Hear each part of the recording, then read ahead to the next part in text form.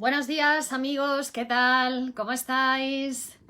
Bienvenidos al curso online gratuito de psicoanálisis denominado Nuevas lecciones introductorias al psicoanálisis de Sigmund Freud. Bienvenidos, mi nombre es Virginia Valdominos, soy psicóloga y psicoanalista de la Escuela de Psicoanálisis Grupo Cero. Y el título de la clase de hoy es El problema de la concepción del universo. Weltanschauung. Antes de comenzar la clase, voy a compartir con el resto de amigos para que también puedan verlo en otra página. Os invito a compartir la clase también con vuestros amigos y así, bueno, pues así podremos, si somos más, podemos ser mejores. Vamos a compartir.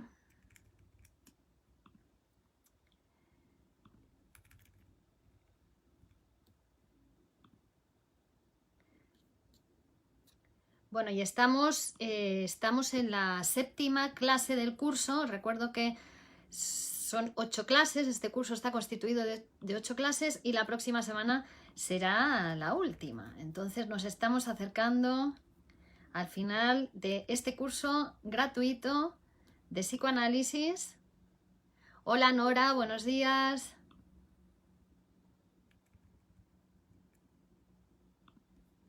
En el que tanto estamos aprendiendo. Hola María González, buenos días. Hola Wolfgang Cárdenas, buenos días. Hola Melina Werner, Intercom Azuqueca también, buenos días. Juan Carlos, hola doctora Valdominos, buenos días, tan bella como siempre, gracias Juan Carlos. A ver si puedo compartir. Y damos comienzo a la clase de hoy.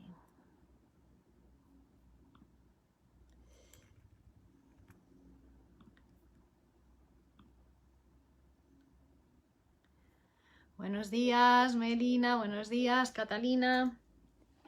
Bueno, mientras van incorporándose, pues vamos a dar comienzo. ¿Vale? Entonces, el problema de la concepción del universo se llama la clase de hoy, Weltanschauung, ¿no? Donde Freud se va a plantear una cuestión que quiere dejar aclarada, ¿no? Acerca de, dice que es una interrogación, quiere dar respuesta, quiere arriesgarse a dar respuesta a una pregunta que repetidamente se le ha venido planteando al psicoanálisis, que es si el psicoanálisis conduce a una determinada Weltanschauung, ¿no? Una palabra en alemán que significa concepción del universo. ¿Y cuál sería esta concepción del universo? El concepto Weltanschauung es un concepto específicamente alemán de difícil traducción a otros idiomas, ¿no? Pero Freud nos lo va a traducir para explicarnos en qué consiste esto de la Weltanschauung. Dice como una construcción intelectual que resuelve unitariamente, sobre la base de una hipótesis superior, todos los problemas de nuestro ser. Y en la cual, por tanto, no queda abierta interrogación ninguna. Quedaría todo cerradito, todo perfectamente explicado. Y en esa Weltanschauung, en esa concepción del universo, encuentra su lugar determinado todo lo que requiere nuestro interés. Entonces, claro, dice, se comprende que esa concepción del universo, esa Weltanschauung, es uno de los ideales a los que aspira el ser humano, a los que aspira el hombre. Teniendo fe en ella, entonces puede estar seguro de la vida, porque todo tiene explicación, todo tiene respuesta, todo está perfectamente explicado. Entonces uno sabe a qué puede aspirar y cómo se puede orientar de acuerdo con sus afectos y con sus intereses, ¿no? Entonces, dice, al psicoanálisis se le ha planteado muchas veces ser o se le pregunta muchas veces si es una Weltanschauung, si el psicoanálisis en sí mismo es una concepción general del universo donde todo queda explicado sin interrogación y sin nada abierto, todo cerrado, ¿no? Bueno, dice, si verdaderamente existe esa concepción del universo, esa Weltanschauung, obviamente el psicoanálisis tiene una posición en esa Weltanschauung, porque el psicoanálisis es una ciencia especial, una rama, ¿no? de medicina o de la psicología, ¿no? La psicología del inconsciente sería el psicoanálisis. Entonces, dice, es absolutamente inadecuada para desarrollar esa concepción del universo general, esa Weltanschauung, ¿no?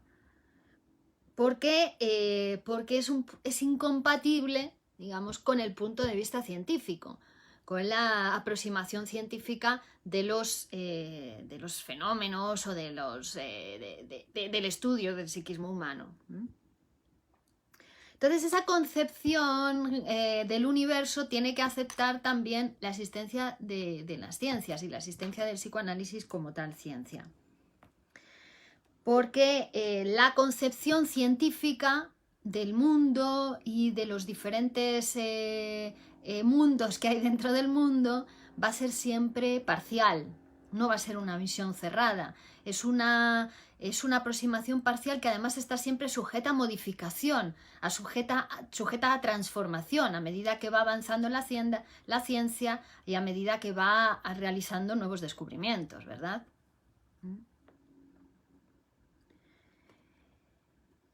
Entonces, la ciencia lo que va haciendo además es haciendo anticipaciones de cuestiones que después se van a dar en el futuro. Ni siquiera se refiere,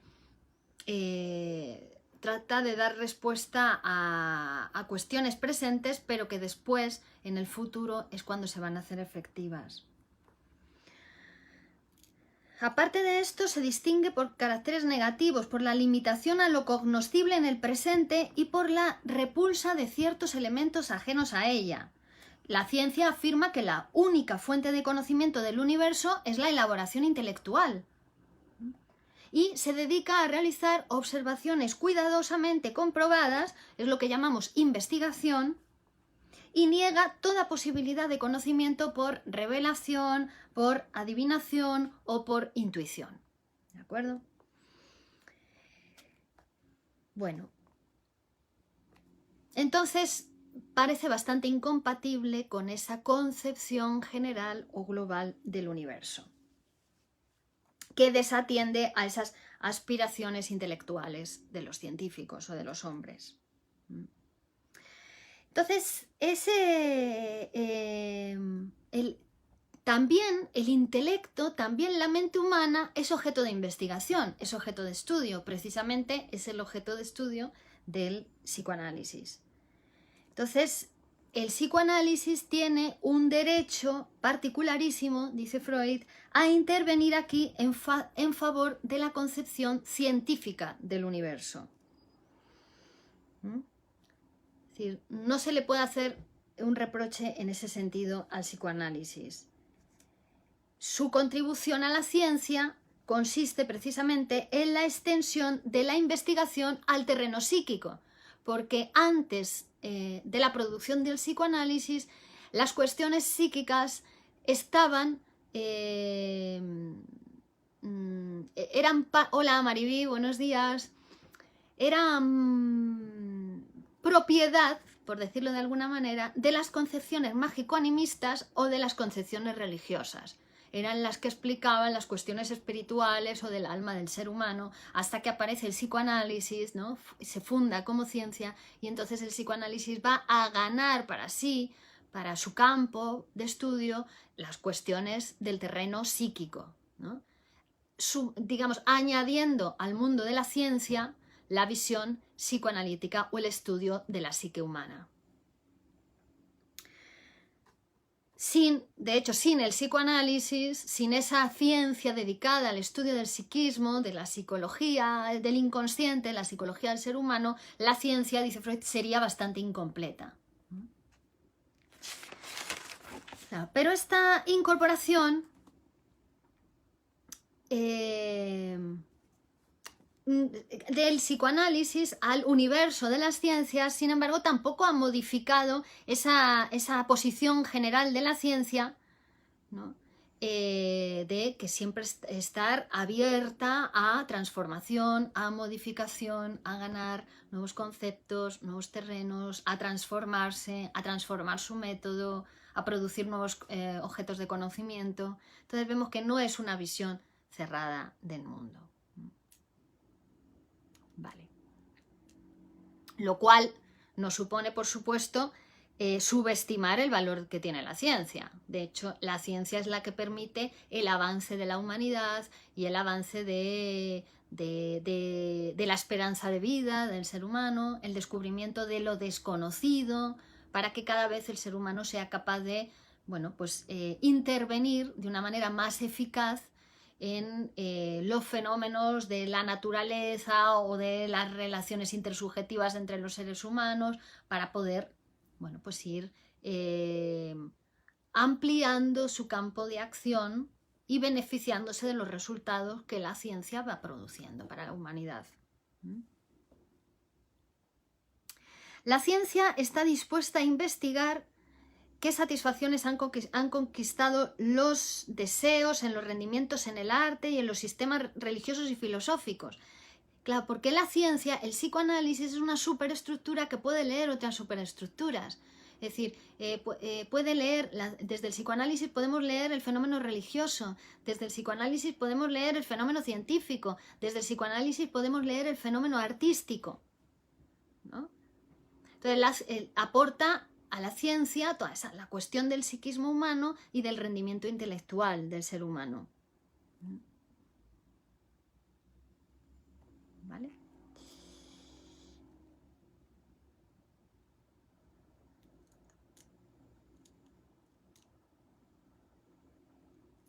Entonces tenemos la ciencia, tenemos también la religión, tenemos el arte, es decir, diferentes áreas o campos de rendimiento del espíritu humano, de la actividad del espíritu humano, ¿vale?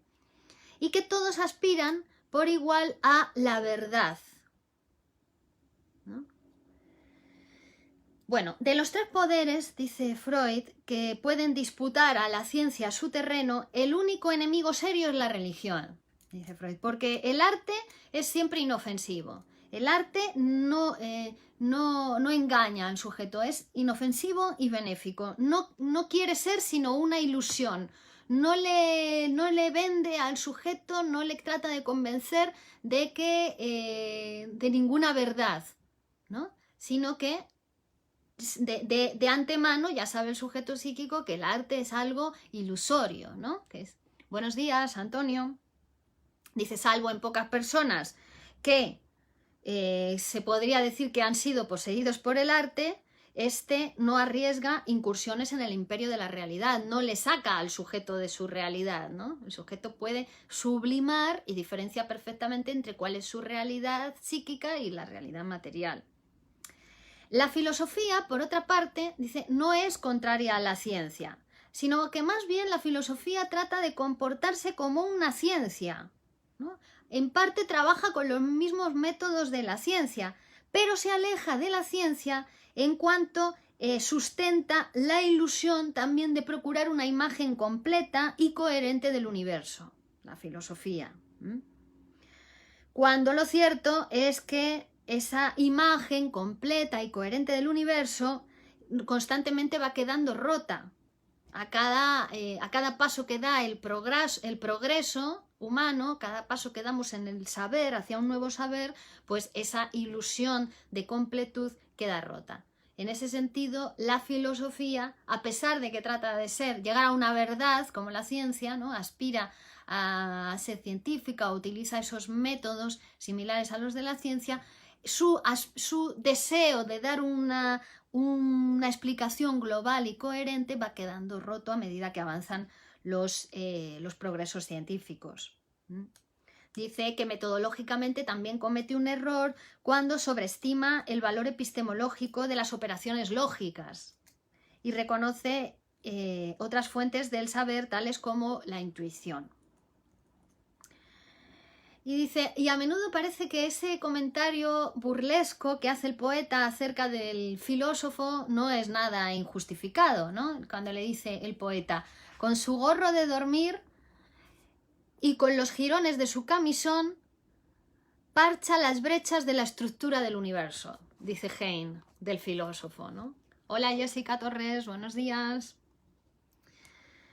Claro, pero la filosofía carece de influencia inmediata sobre la gran mayoría de los hombres. Dice, solamente la filosofía interesa a una minoría de hombres que generalmente pertenecen al estrato superior, es minoritario y son intelectuales. Pero que para los demás la filosofía prácticamente es inaprehensible. En cambio, la religión vemos que es un poder enorme que dispone de las más intensas emociones humanas y que abarca a un gran número de personas, toca a un gran número de personas, se gana para sí, ¿no?, a un gran número de personas.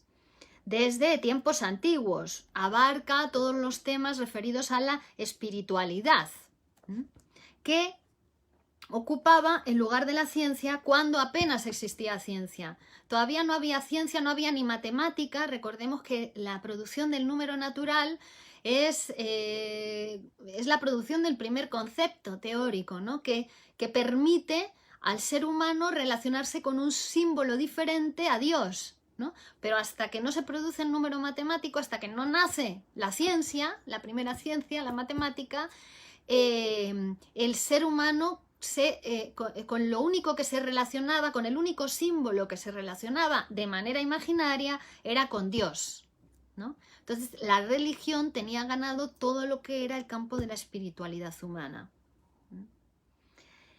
Y claro, la religión crea una concepción del universo incomparablemente lógica y concreta, que todavía subsiste hoy en día, a pesar del avance científico, a pesar de los descubrimientos científicos, sigue subsistiendo el pensamiento religioso y la concepción religiosa del universo. La religión tiene un poderío que podemos basarlo en lo que ella pretende procurar al ser humano, en lo que pretende aportar al hombre, ¿no? Primero, le explica al hombre el origen y la génesis del universo. Fijaos. Segundo, le asegura protección y dicha final en las vicisitudes de la vida. Y tercero, orienta sus opiniones y sus actos con prescripciones que apoya con toda su autoridad. Es decir, cumple tres funciones para el ser humano, la religión. Con la primera satisface el ansia de saber, como le explica el origen de la vida y del universo y de la génesis del mundo, pues entonces ahí calma las ansias del saber del ser humano. Hace lo mismo que la ciencia, pero con sus propios medios, ¿no? En ese sentido entra en rivalidad directa con la ciencia, la religión. La segunda función, que es quizá la que tiene más influencia sobre el hombre, es que mitiga el miedo de los hombres a los peligros y las vicisitudes de la vida, le asegura un desenlace virtuoso, venturoso, y le consuela de la desgracia, la religión. Claro, ahí la ciencia no puede competir con la religión. La ciencia no va consolando a los hombres de la desgracia, ni le asegura un final venturoso, la religión sí, ¿de acuerdo?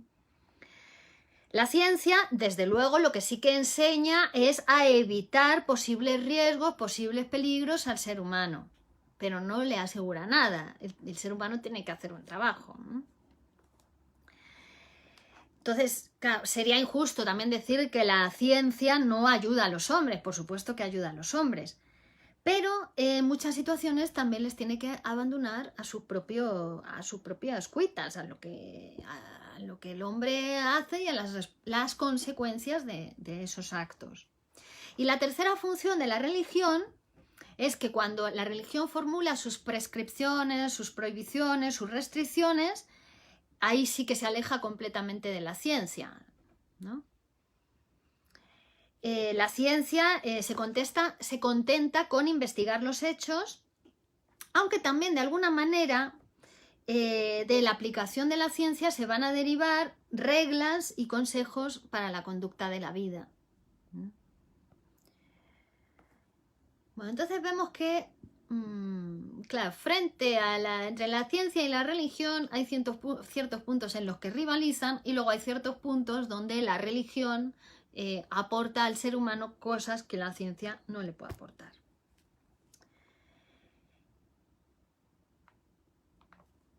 Claro, las seguridades de protección y bienaventuranzas aparecen más íntimamente enlazadas a las exigencias éticas, a las que también trata de responder la religión, ¿no? En el caso de esas prescripciones, esas obligaciones que decíamos que impone la religión al ser humano, luego conllevan un premio por el cumplimiento de esos mandamientos. Es decir, solamente quien se someta a esas prescripciones, a esas obligaciones, a esos mandamientos religiosos, va a tener ciertos beneficios. Y los que no cumplan con esas prescripciones y esos mandamientos, los desobedientes, ¿no? Pues van a ser castigados. Eso es lo que plantea la religión. Con la ciencia también obtenemos algo análogo. Es decir, también la ciencia a veces piensa que quien pasa, digamos, de los consejos científicos, de los descubrimientos científicos, pues se expone a graves perjuicios.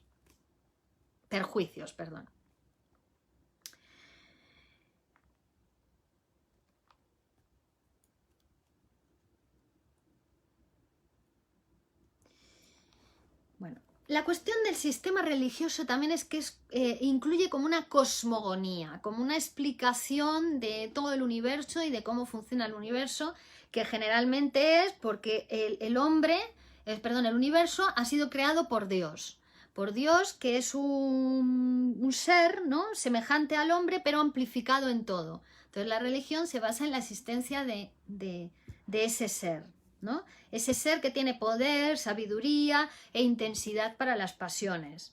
Es como una especie de superhombre idealizado, Dios, ¿no? Entonces a este superhombre se le atribuye la creación del mundo. A veces en las religiones ese superhombre es un animal, ¿no? Y ahí es donde se identifica el totemismo, la primera organización social de los seres humanos, de los hombres, que eran totémicas, ¿no? El Dios era un animal, o mitad animal, mitad hombre.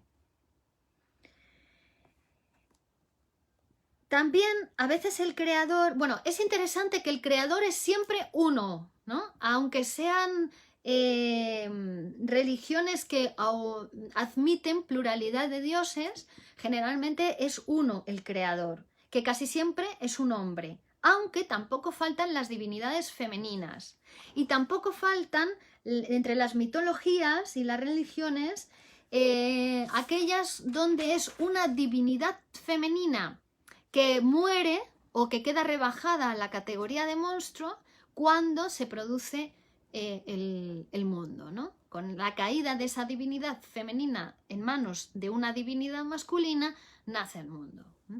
Bueno, esto es algo, si lo comparamos con la cuestión edípica que después planteamos, que es cómo se constituye el aparato psíquico, vemos ciertas semejanzas, ciertas equivalencias, ¿no?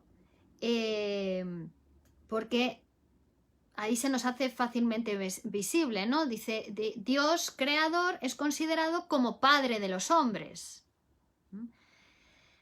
El psicoanálisis deduce que es realmente el padre con toda la magnificencia como en otros tiempos le pareció al niño. Ese padre superpoderoso que tenía tanto poder, tantos atributos de la religión, es precisamente ese padre que tenía el niño, ese niño desvalido que hacía esa atribución de poder y de magnificencia a su padre.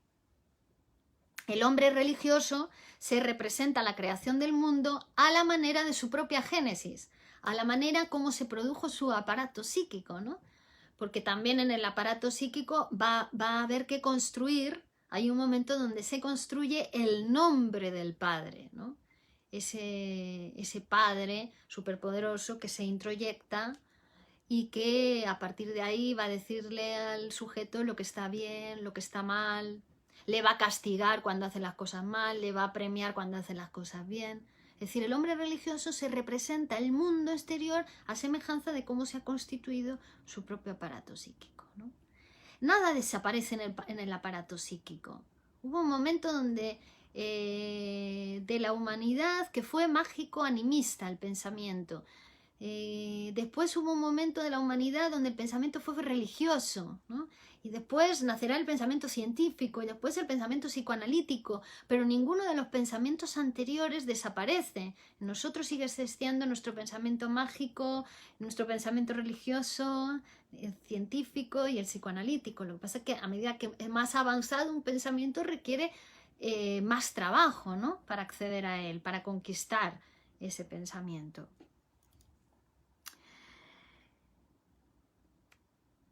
Entonces, ahora se explica, dice, pues la misma persona a la que el niño debe su existencia, el padre, ¿no? La instancia parental, mejor dicho, donde ese super yo que ha sido introyectado, donde está padre y madre, ¿no? Es el que protege y vigila al niño, que es débil, que es inerme y que está expuesto a todos los peligros acechantes en el mundo exterior, ¿no? Y que el niño se siente seguro bajo la protección de ese padre. Claro, adulto ya, el hombre ya tiene fuerzas mayores, pero su conocimiento de los peligros de la vida se ha acrecentado, porque los peligros no desaparecen. Y deduce con razón que en el mundo continúa tan inerme y tan débil, tan expuesto a los peligros como lo estaba en la infancia. Entonces sabe, el ser humano, el hombre adulto sabe que frente al mundo sigue siendo un niño. Por lo tanto, tampoco quiere renunciar a esa protección de la que gozó en su infancia. Pero ya ha reconocido, ya es un adulto, ya ha reconocido tiempo atrás que su padre no tiene ese poderío ilimitado que él le atribuyó cuando era un niño, que no tiene todas esas excelencias. En consecuencia, recurre a la imagen némica del padre tan sobreestimado en su niñez y le eleva a la categoría de divinidad. La sitúa en el presente y en la realidad, ¿no? La energía afectiva de esta imagen némica y la persistencia de necesidad de protección sustentan conjuntamente su fe en Dios. Claro, también hay otro punto, ¿no?, que decíamos de la cuestión religiosa, que es de capital importancia, que es la exigencia ética, que se adapta sin violencia a esa situación de la infancia también, ¿no?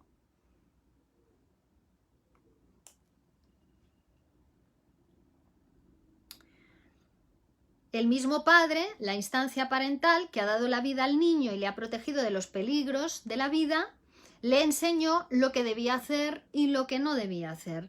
Le indicó la necesidad de someterse a ciertas restricciones de sus deseos instintivos, ¿no? El padre era el que le enseñó que tenía que renunciar a determinados instintos pulsionales, ¿no? Y que tenía que guardar ciertas consideraciones con respecto al padre, a la madre, a los hermanos y después a otros círculos más amplios.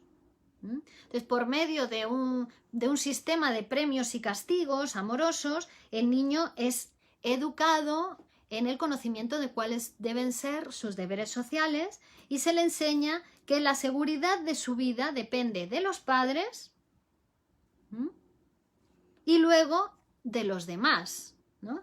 Que le quieran y puedan creer en su amor hacia ellos va a depender de su comportamiento y va a depender de esa restricción de sus impulsos libidinales, ¿no? Entonces, eso es lo que le va enseñando el padre al niño. Y todo esto después lo va a integrar el hombre, sin modificaciones, en la religión. Sería una continuación de esa relación con la instancia parental. Las prohibiciones y las exigencias de los padres van a pervivir en nosotros o en el religioso como conciencia moral, en su fuero interno. Con ayuda del mismo sistema de premio y castigo, ahora gobierna Dios el mundo de los humanos, del cumplimiento de las exigencias éticas que depende, y de eso va a depender la protección y la felicidad del individuo, de que cumpla con esas exigencias que le plantea Dios o que le plantea la religión. En el amor a Dios y en la conciencia de ser amado por Dios se funda la seguridad con la que el individuo se acoraza contra los peligros que lo amenazan por parte del mundo exterior y de sus congéneres. ¿Vale? Y por último, el individuo se asegura por medio de la oración una influencia directa sobre esa divinidad y con ella una participación en la omnipotencia divina. Bueno, yo sé que mientras estoy contando todas estas cosas están surgiendo en vosotros multitud de interrogaciones a las que os gustaría dar respuesta. Así que podéis ir haciendo todas las preguntas que queráis. Aunque vamos a proseguir porque este tema es muy amplio y muy rico, ¿no? Donde Freud va a condensar en esta lección de alguna manera pues todos los hallazgos que ha hecho en Totem y Tabú, en Moisés y la religión monoteísta, ¿no? De cómo se ha ido constituyendo en nosotros el tercero, el nombre del Padre, ¿no?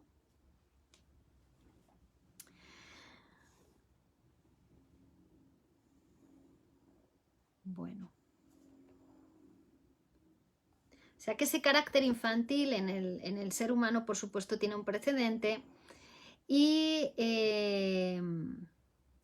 pero que antes incluso del pensamiento religioso en nosotros imperó, digamos, porque ya sabemos que la ontogénesis reproduce la filogénesis, ¿no? Es decir, que el desarrollo del niño desde que nace hasta que muere, ¿no? O hasta que es adulto, va a reproducir el desarrollo de la especie humana desde su creación hasta la actualidad, ¿no? El niño en pocos años, un ser humano en pocos años, reproduce en sí mismo todo lo que la humanidad ha avanzado en miles y miles de años, ¿no? Entonces, antes del pensamiento religioso imperó otro pensamiento en la humanidad que era como una religión sin dioses, ¿no? Que es el pensamiento mágico animista. Pensamiento mágico, ¿no? Donde no había dioses, sino que el mundo estaba plagado de seres espirituales, semejantes al hombre, y que se llamaban demonios, ¿no? Toda la cuestión espiritual, la cuestión psíquica, los hombres primitivos, los hombres mágico-animistas lo explicaban a través, por medio de la existencia de demonios, de espíritus, ¿no? Los sueños los explicaban por posesiones de espíritus y cualquier cosa, ¿no? Era explicada por medio de existencia de estos objetos, de estos seres que vivían en todos los objetos del mundo exterior. Pero no había un poder superior que los hubiera creado, todavía no había ese Padre Dios, ¿no? Todavía no se había producido el nombre del Padre. Eran todo espíritus múltiples, plural, sin una fuerza superior que los coordinara, ni que los hubiera creado, ni que los dominara, ¿vale? Y tampoco estaba, por tanto, esa fuerza superior a la que pedir ayuda, a la que rezar, a la que orar. Entonces parece que en ese momento el hombre confiaba más en sus propias fuerzas. Sufría bajo un miedo constante a tales espíritus malignos, pero se defendía de ellos con determinados actos a los que atribuía el poder de ahuyentarlos, ¿no? Actos rituales, actos mágicos. Esto tampoco ha desaparecido. Esto también lo seguimos viendo hoy en día. Vemos cómo conviven, ¿no?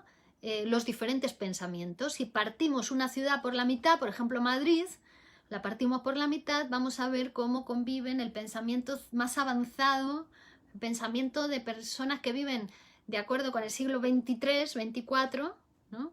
Con los pensamientos más ancestrales, personas que siguen creyendo en los espíritus, ¿no? Que piensan de manera mágica, que por pensar algo se va a producir, ¿no? La omnipotencia de las ideas. Y después decir que en todos nosotros siguen perviviendo estas maneras de pensar, que a veces uno se puede sorprender a sí mismo pensando de una manera mágica o de una manera religiosa, por muy científico que sea o por muy psicoanalítico que sea, ¿no? ¿Vale? Tampoco se consideraba exento de todo peligro. ¿no? Cuando deseaba algo de la naturaleza, por ejemplo, quería que lloviese, no rezaba al dios de las lluvias, ¿no? Como haría ya un hombre en una etapa religiosa, sino que practicaba un hechizo que esperaba tuviera una influencia directa sobre la naturaleza y eso produjese la lluvia. Entonces, su arma para luchar contra las fuerzas del mundo y las fuerzas de la naturaleza era la magia, que es, dice Freud, precursora de nuestra tecnología actual, ¿no? La magia, el pensamiento mágico ya fue un precursor para el desarrollo de la tecnología. La confianza en la magia se deriva de la sobreestimación que en las propias operaciones intelectuales, ¿no? Que decíamos, en la fe, en la omnipotencia del pensamiento, la cual, incidentalmente, vamos a hallar después en los neuróticos obsesivos. Los neuróticos obsesivos está exagerada, digamos, esta omnipotencia del pensamiento. Piensan que, ¿no? Ellos creen, tienen fe en que por pensar mal, ¿no? de alguien, o piensan en la muerte de alguien y que lo van a matar. O si después muere esa persona por casualidad, piensa que ha sido porque ellos le han deseado la muerte, ¿no? Ese es el neurótico obsesivo. Entonces podemos imaginar que los hombres de aquellos tiempos se sentían especialmente orgullosos de sus conquistas en el lenguaje hablado, conquistas que hubieron de facilitar grandemente el pensamiento. Entonces atribuyeron a la palabra la fuerza de la magia.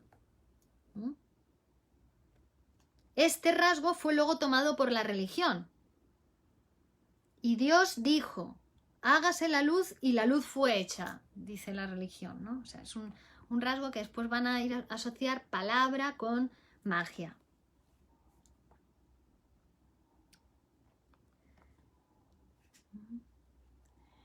Jessica, ¿y crees que esas creencias religiosas mágicas no son? Sí, claro, es lo que estamos diciendo, que la religión es como una continuación también de ese pensamiento mágico. Lo único que ya va a haber un dios, ¿no? O unas divinidades que se encuentran por encima de otras y que son capaces de coordinarlas o de dominarlas y por tanto se ora, se reza a Dios pidiéndole ese cuidado, esa protección, ¿no? Que después, ¿no? que como vemos es una... se deriva de la constitución del nombre del Padre en nuestro aparato psíquico, es de esa necesidad, ¿no? de protección del sujeto psíquico desvalido en un mundo lleno de peligros. Vale.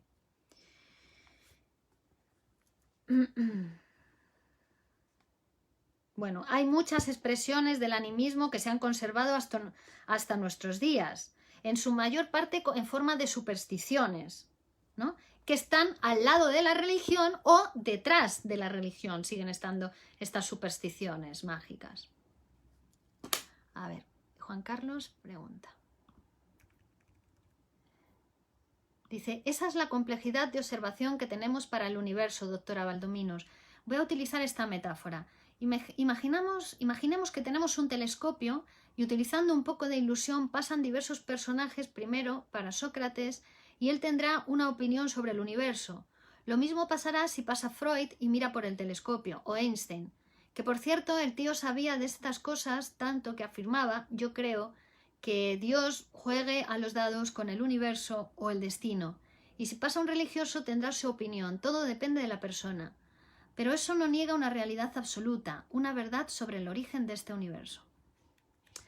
Bueno, lo que precisamente en este tema viene a decirnos Freud que no es lo mismo la visión religiosa del universo que la visión científica. Que la religión sí que va a tratar de explicar como una verdad, ¿no? Dar esa visión general del universo donde todo queda explicado, donde el sujeto sabe de dónde viene, cómo se produjo el universo y a dónde va, cómo va a ser el final de su vida y a dónde va a ir después, si ha sido bueno o ha sido malo, pero que la ciencia no.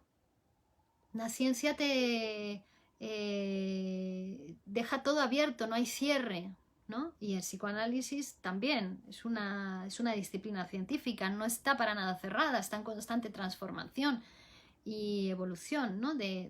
O construcción conceptual, y hasta el método va transformándose, ¿no?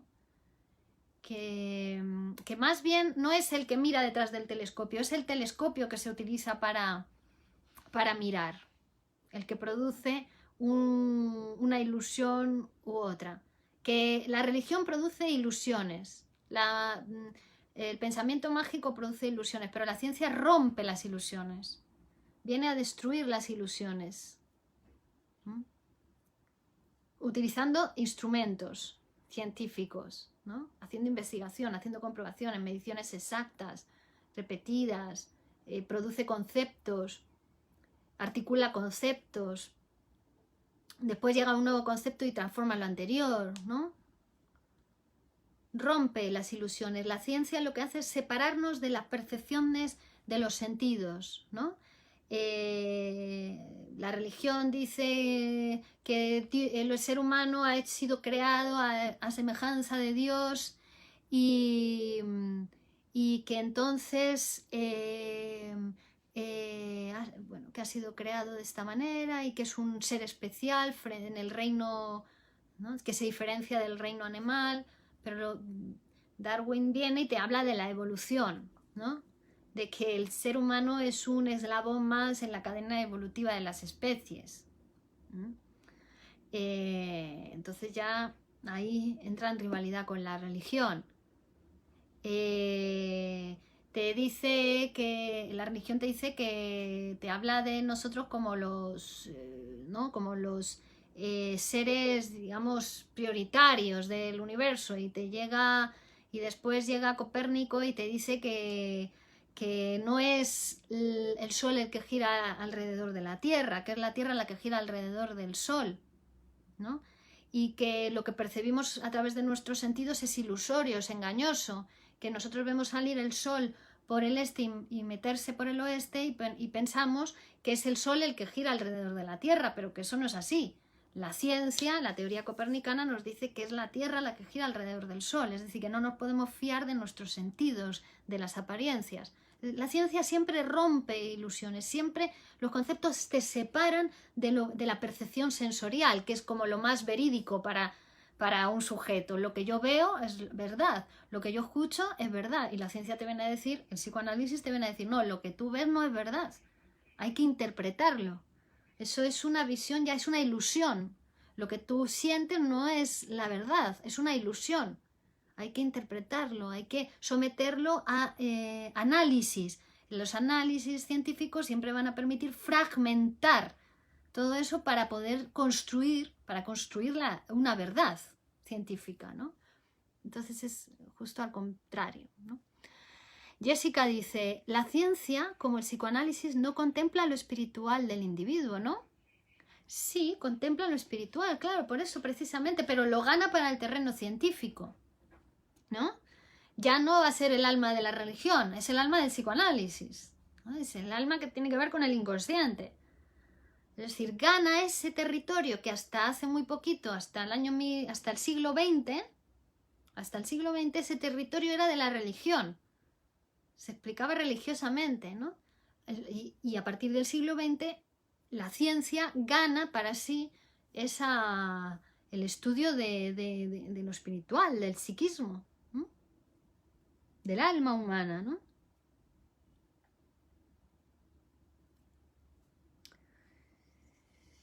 Vale.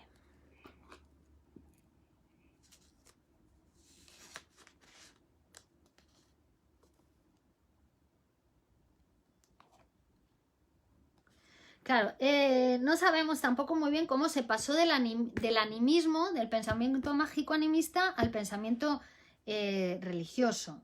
Ahí todavía eso está muchas tinieblas, ¿no? Cómo fue produciéndose la evolución del espíritu humano.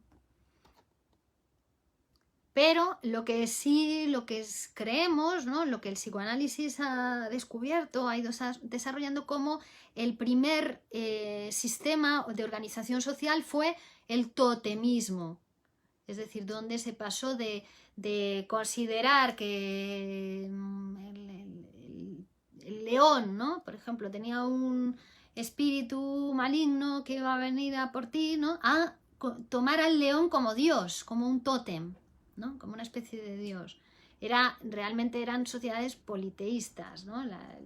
O incluso anteriores al politeísmo, el totemismo.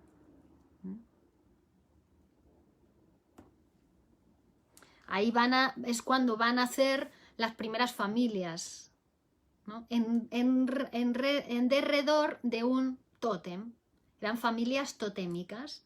La familia del toro, la familia del águila, la familia de... ¿no? Y ahí ya se empiezan a organizar cómo deben ser esas relaciones sexuales, incluso dentro del sistema totémico. ¿Quién se puede casar con quién? ¿Quién no se puede casar con quién? Las primeras relaciones de interdicción del incesto se van a producir dentro de esos sistemas totémicos. Pero entonces ahora ya claro, el espíritu maligno ha logrado, como residuo de la época primordial, un puesto en el sistema de la religión. Porque ya ese demonio, los demonios que decíamos que convivían con el hombre en la etapa mágico-animista, después en la religión también va a tener un lugar el demonio, ¿no? Está Dios, pero también se reserva un lugar para el mal. Bueno, todo esto es entonces visión prehistórica de la concepción religiosa del universo. El espíritu científico, sin embargo, ¿no? Es capaz de observar todos esos procesos naturales y comienza a considerar la religión como un asunto humano y empieza a estudiarla, la somete a un examen crítico, pero eso la religión no lo ha podido soportar, ¿no? Por ejemplo, la ciencia se ocupa de estudiar el fenómeno de los milagros, a ver con qué tiene que ver, ¿no? Siempre de una visión con una visión crítica, porque claro, contradecía todo, los milagros y esos fenómenos religiosos contradicen todas las cuestiones que va descubriendo la ciencia. Pero claro, aquí la ciencia dice la religión dice que no puede ser estudiada por la ciencia, porque la religión es una cosa superior al hombre, que depende de Dios, y ahí tiene esa guerra, ¿no? Religión, ciencia, diciendo a la ciencia de por qué va a haber una cosa humana que no pueda ser estudiada por la ciencia, como cualquier otro fenómeno humano.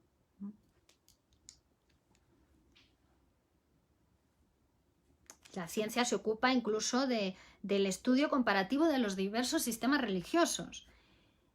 Claro. Y de la impresión de su exclusión o intolerancia recíproca. ¿Por qué no pueden, ¿no? ¿Por qué son tan intolerantes unas religiones con otras? El cristianismo, ¿no? Con cualquier otra religión, ¿no?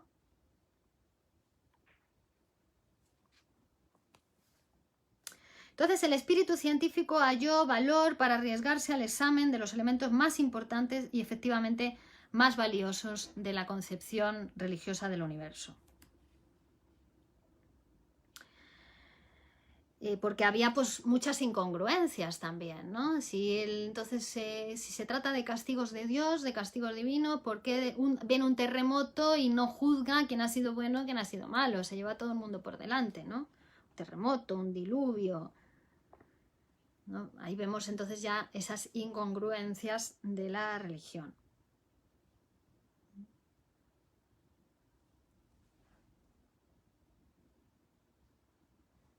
Y de su sistema de premios y castigos. Ahí también se parece más al pensamiento mágico-animista religioso que a otra cosa.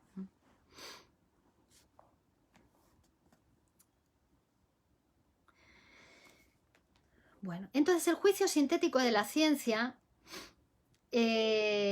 sobre la concepción religiosa del universo es el siguiente. Mientras las distintas religiones discuten cuál de ellas posee la verdad, nosotros opinamos que precisamente el contenido de verdad de la religión es lo que menos importa. La religión es una tentativa de dominar el mundo sensorial en el que estamos situados por medio del mundo de anhelos que nosotros hemos desarrollado a consecuencia de necesidades biológicas y psicológicas, pero no lo consigue. Sus doctrinas llevan impreso el sello de los tiempos en los que surgieron, el sello de la infancia ignorante de la humanidad. Sus consuelos no merecen confianza. La experiencia nos enseña que el mundo no es una guardería. Las exigencias éticas a las que la religión quiere prestar apoyo demandan más bien un fundamento distinto, pues son indispensables a la sociedad humana, y es peligroso enlazar su cumplimiento a la creencia religiosa. Si intentamos incorporar la religión a la marcha evolutiva de la humanidad, no se nos muestra como una adquisición perdurable, sino como una contrapartida de la neurosis que el individuo civilizado atraviesa en su camino desde la infancia a la madurez.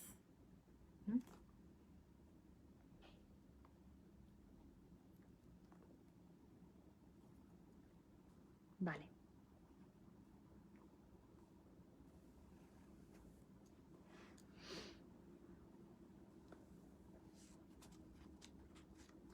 Entonces, la lucha del espíritu científico contra la concepción religiosa del universo todavía no ha llegado a su término y sigue desarrollándose ante nuestros ojos.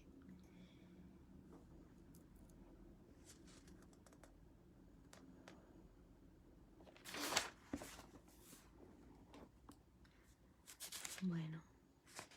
A la ciencia se le suele decir que es muy atrevida por investigar a la religión, porque la religión es algo sublime, superior a toda la vida intelectual. Y que la religión no debe ser sometida a ningún examen crítico, porque es la expresión de los sentimientos más profundos y que hacen tolerable el mundo y digna la vida del hombre, dicen, ¿no? Desde la religión. El pensamiento científico no es distinto de la actividad intelectual normal que nosotros tenemos, ¿no? Creyentes o incrédulos. Utilizamos en el despacho de nuestros asuntos de vida pues las cuestiones científicas. Solo en algunos rasgos se ha especializado, porque se interesa también por cosas que no entrañan una aplicación inmediata y concreta. Se esfuerza en mantener alejados los factores individuales y las influencias afectivas. Examina severamente la garantía de las percepciones sensoriales en las que basa sus conclusiones. Se procura nuevas percepciones imposibles de lograr con los medios cotidianos y aísla las condiciones de estas nuevas experiencias en experimentos intencionalmente variados. Su aspiración es alcanzar la coincidencia con la realidad, esto es, con aquello que existe fuera e independientemente de nosotros y que, según nos lo ha mostrado la experiencia, es decisivo para el cumplimiento o el fracaso de nuestros deseos. A esta coincidencia con el mundo exterior real es a lo que llamamos verdad. Ella es la meta de la labor científica, ¿no? Llegar a la verdad, incluso cuando prescindimos de su valor práctico. Entonces, si la religión, cuando la religión afirma que quiere sustituir a la ciencia, ¿no? Tiene que también ser verdadera. Y entonces dice, es casi una intrusión, no tanto de la ciencia en la religión, sino de la religión en el campo científico. A ver, Juan Carlos.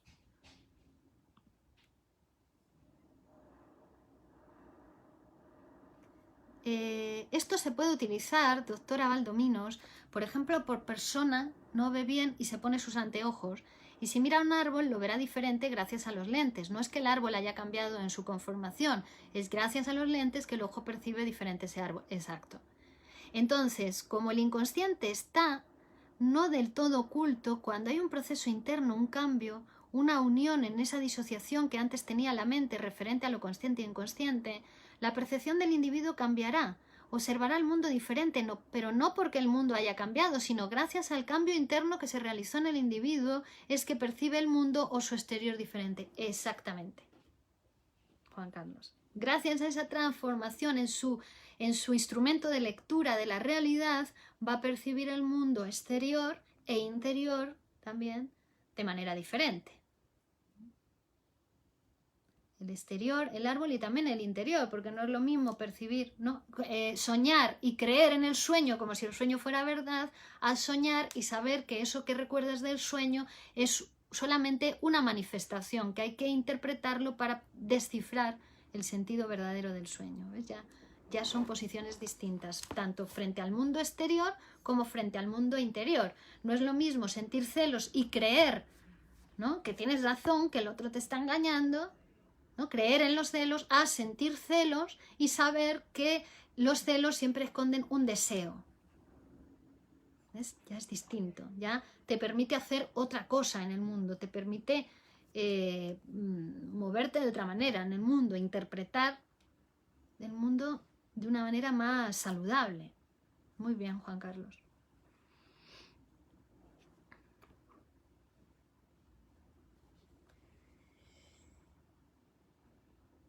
A ver, yo os quería leer aquí una cosita.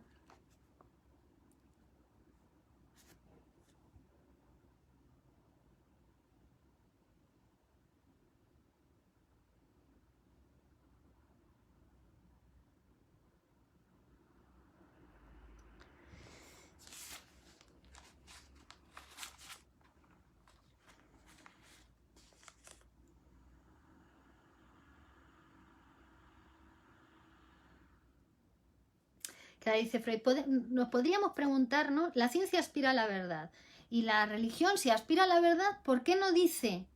Dice, podría declarar franca y espontáneamente lo siguiente: es cierto que yo no puedo daros aquello que generalmente es llamado la verdad. Para ello debéis ateneros a la ciencia.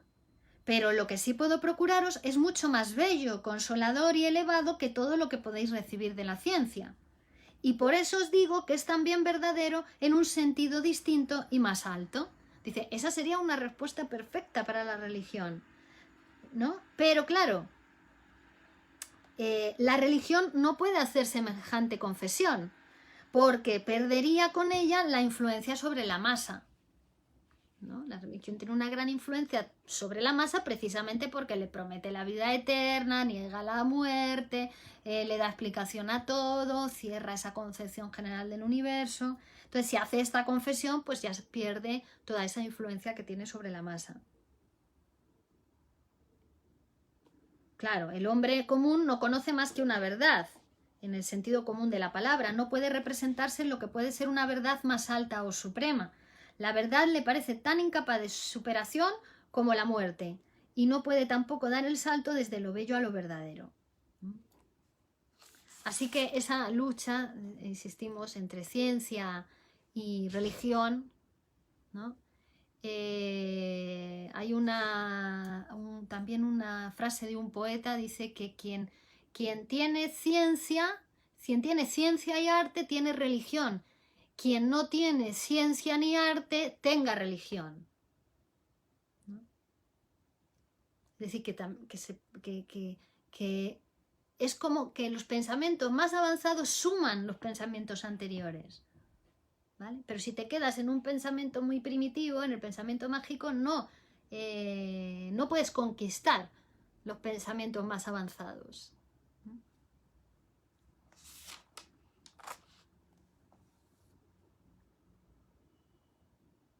Claro, pero la religión se pregunta, ¿qué es esa ciencia que se atreve a desvalorizar nuestra religión, que ha otorgado salvación y consuelo a millones de hombres durante millones de años?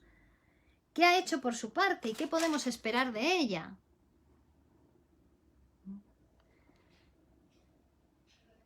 Dice Carlos, excelente descripción de la religión, la obra de Totem y Tabú, así como en Psicología de las Masas y Análisis del Yo, Freud lo detalla y da un alcance debido.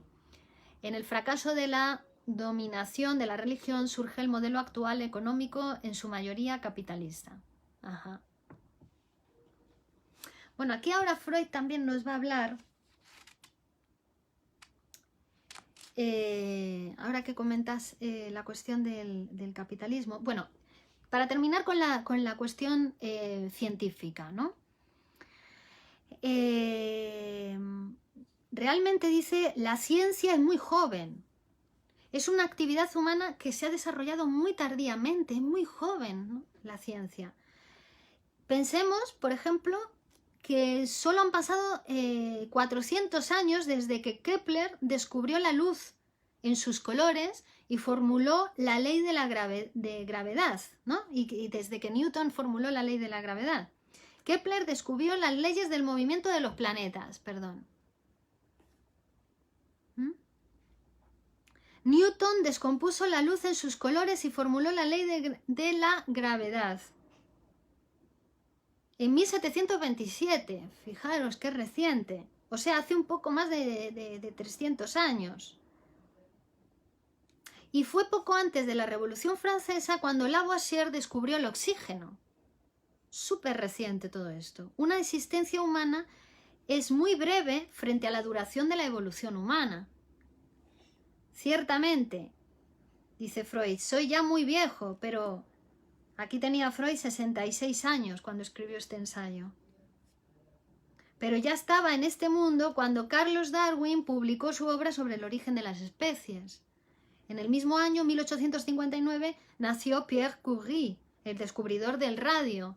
Y si retrocedemos más, hasta los comienzos de las ciencias naturales exactas, hasta Arquímedes y Aristarco de Samos, 250 años antes de Jesucristo, el precursor de Copérnico, o incluso a los primeros principios de la astronomía en Babilonia, 4000 años antes de Cristo, no llenaremos con eso sino un pequeñísimo espacio del tiempo que la antropología atribuye a la evolución del hombre, desde su forma primordial, simiesca, tiempo que abarca más de 100.000 años. 100.000 años de evolución del ser humano, desde que comenzó con ese pensamiento mágico animista, ¿no? A explicarse los fenómenos de la naturaleza, los fenómenos del mundo de manera mágica, hasta la ciencia, ¿no? Que nace como ya planteando digamos, lo más antiguo, que serían 4000 años antes de Cristo, ¿no? Estamos en el siglo XX, otros 2000, 6000 años. Eso no es nada comparado con los 100.000 años de existencia, ¿no? De la evolución humana, de la evolución del hombre. Claro, muy joven. La ciencia es una producción humana muy joven, muy reciente. Entonces, claro, es muy difícil todavía luchar contra esas concepciones mágicas o religiosas que son muy previas al nacimiento científico. Pero conviven en nosotros, no desaparecen. El niño, cuando es niño, su pensamiento, antes de la producción del nombre del padre, antes del Edipo, piensa de manera mágica, acordaos, todas las cosas tienen cosita de hacer pipí, todas las cosas tienen falo, todas las cosas le hace esa atribución a todo, no solamente la mamá o el papá, ¿no? Viven un pensamiento mágico hasta que en el niño se va a producir el pensamiento religioso, hasta que se constituye el nombre del padre y la aparición del tercero. Entonces dice, el camino de la ciencia es en efecto lento, penoso, vacilante, no es posible negarlo ni evitarlo, conlleva siempre un trabajo de producción científica. Y el progreso de la labor científica se cumple muy semejantemente a como en el análisis, como en el psicoanálisis, ¿no? Emprendemos la labor abrigando determinadas esperanzas, pero pronto tenemos que abandonarlas. La observación nos revela tan pronto aquí como hay algo nuevo, sin que de momento no sea posible reunir tales fragmentos en un todo. Arriesgamos entonces hipótesis y edificamos construcciones auxiliares que luego de no confirmarse tenemos que retirarlas. Hacemos gasto de amplia paciencia, acogemos abiertamente todas las posibilidades y renunciamos a convicciones anteriores para no desatender bajo su coerción nuevos factores inesperados. Y al final todos nuestros esfuerzos hallan su recompensa. Los descubrimientos dispersos se adaptan unos a otros, logramos la visión de toda una parte del suceso anímico y hemos llevado a buen puerto nuestra labor y estamos libres para emprender otra. Sin embargo, en el análisis carecemos del auxilio que procura la investigación por experimentación. Encima de eso, el psicoanálisis es todavía más complejo. No se trata de experimentar, es un sujeto humano que habla y que está en constante construcción. Bueno, y por último, Freud también nos va a hablar de otra... nos habla de la posición de los anarquistas, ¿no? También. Según la doctrina anarquista, dicen, no hay en general verdad alguna ni conocimiento seguro del mundo exterior. Lo que presentamos como verdad científica no es más que el producto de nuestras propias necesidades, tal como tiene que manifestarse bajo las variables circunstancias exteriores, o sea, nuevamente ilusiones. En el fondo no hallamos sino lo que necesitamos ni vemos más de lo que queremos ver, diría esta concepción.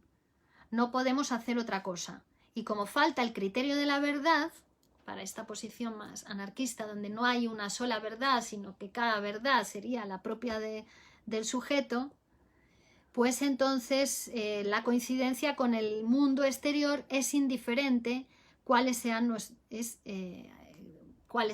opiniones. Todas son igualmente verdaderas e igualmente falsas y nadie tiene derecho a acusar a otros de error. Ese sería el punto de vista más anarquista, ¿no? Pero luego también Freud nos va a hablar del marxismo, muy importante esta mención que hace aquí Freud al marxismo, porque, bueno, habla de las investigaciones de Carlos Marx sobre la estructura económica de la sociedad y la influencia de las distintas formas de economía sobre todos los sectores de la vida humana, ¿no? Que obviamente tiene una indiscutible autoridad. Pero es muy interesante porque Freud dice, claro, que por una parte está la sobredeterminación económica, que es indiscutible, pero dice, hay factores psicológicos, tales como el exceso de la tendencia agresiva constitucional o también la coherencia de la organización dentro de la horda, y factores materiales como la posesión de armas mejores, ¿no? Que también que llevan a los hombres, ¿no? En esa convivencia a que los vencedores se hicieran los amos y los vencidos pasaran a ser los esclavos. O sea, está la cuestión económica, pero también está el odio, la hostilidad, todos esos factores psicológicos que han afectado también al establecimiento de sistemas sociales, como es el sistema de clases o el sistema capitalista.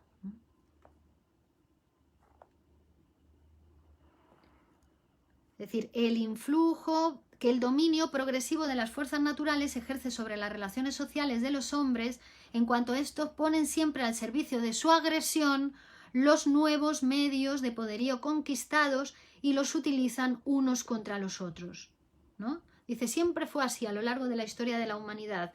La introducción del metal, del bronce y del hierro puso fin a épocas enteras de cultura y a sus instituciones sociales. Creo que verdaderamente que la pólvora y las armas de fuego dieron al traste con la hegemonía de la nobleza y que el despotismo ruso estaba condenado a desaparecer antes de la Gran Guerra, ya que ninguna mezcla de sangre dentro de las familias soberanas de Europa hubiera podido engendrar una dinastía de zares invulnerables a la dinamita. Bueno, pero ya abre aquí esa posibilidad de estudio y de combinación psicoanálisis-marxismo, muy interesante, esa doble sobredeterminación que después nosotros hemos seguido estudiando, ¿no? Que está por una parte la sobredeterminación económica, obviamente, del sistema capitalista, que determina las relaciones entre los sujetos dentro del sistema, las relaciones de intercambio de mercancías, pero por otra parte también está la sobredeterminación inconsciente, ¿no? Están los deseos hostiles, la venganza, la ambición, los celos, la envidia en el sujeto humano. Además de esto vamos a seguir hablando más el próximo día cuando hablemos, porque la última clase del curso va a ser el porqué de la guerra. Vamos a seguir profundizando en estos aspectos, desarrollando, ¿no? Bueno, y tampoco es casual que el psicoanálisis nazca en el siglo XX, ¿no? Dentro de y después del marxismo, ¿no? Pero también Marx, en una nota de página en el Capital, dice cómo el marxismo puede explicar todas esas relaciones de intercambio de mercancías, las relaciones dentro del sistema capitalista, pero hay determinadas cuestiones que el marxismo no puede explicar, dice, y lo dice muy claramente, como son las cuestiones del arte y del amor, Entonces ahí el psicoanálisis viene a llenar, digamos, ese hueco, a dar explicaciones teóricas a esas cuestiones que la teoría del valor no podía explicar, ¿no? Entonces está bien articulada esa cuestión de psicoanálisis y marxismo, ¿no?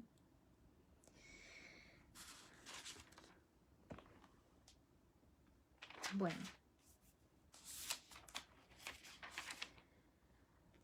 Bueno, pues nada, que para terminar, decir, sintetizar, permitirme sintetizar en pocas palabras esto que nos proponía Freud para decirnos hoy en relación del psicoanálisis con el problema de la concepción del universo.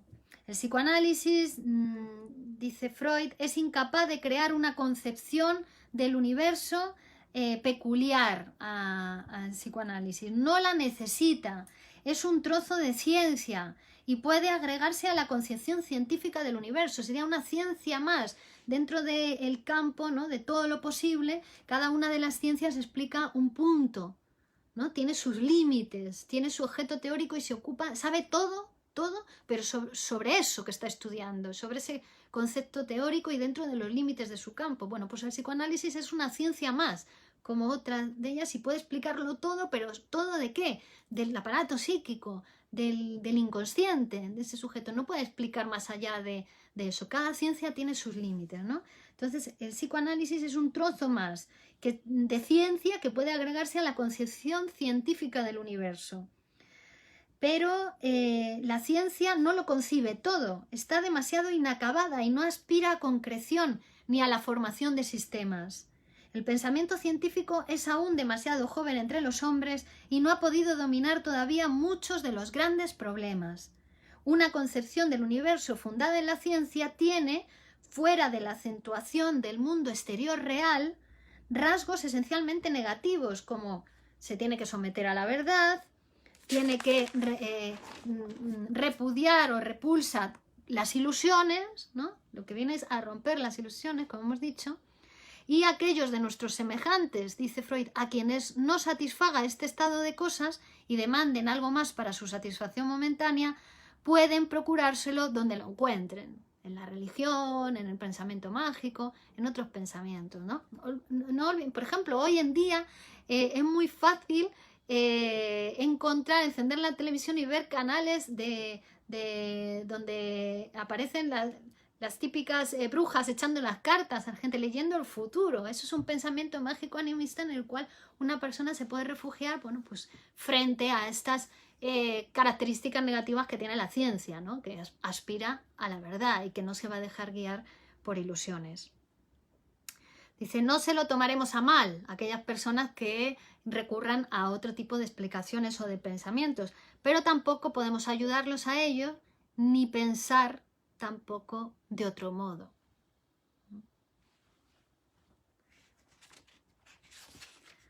Así que nada de Weltanschauung ni de explicación global o totalitarista, ¿no?, de psicoanálisis. Una ciencia más que se ocupa simplemente de explicar eso que estudia, que es el aparato psíquico sobredeterminado por el concepto de inconsciente, ¿vale? Así que en la clase de hoy hemos visto esa diferencia entre la visión mágico-animista, religiosa, e incluso Freud aquí nos trae el caso de los estudios de Carlos Marx y la teoría del valor. Bueno, pues muchísimas gracias por vuestra atención, por estar ahí. Ahora, en breves minutos, vamos a comenzar la clase del curso de psicosomática. Estamos estudiando las enfermedades psicosomáticas y recordaros que el próximo día la última clase del curso de nuevas lecciones introductorias va a ser el porqué de la guerra, ¿no? Que Sigmund Freud escribe ese texto en respuesta a Einstein, que le pregunta a Freud por qué, cuál es el porqué psíquico de que los hombres vayan a la guerra, ¿no? Produzcan guerras. Y Freud le va a responder, pero esto va a ser el próximo martes a la misma hora, a las 11 de la mañana. Nos encontramos con la última clase del curso Nuevas Lecciones Introductorias al Psicoanálisis, el porqué de la guerra. Muchísimas gracias por estar ahí. Virginia Baldomino, psicóloga y psicoanalista del Grupo Cero, está a vuestro servicio y al servicio del cuidado de la salud mental de la población. Muchas gracias, nos encontramos el próximo martes y ahora en breves minutos, en un par de minutos, comenzamos la siguiente clase del curso de psicosomática. Hasta ahora, gracias amigos, gracias, hasta ahora.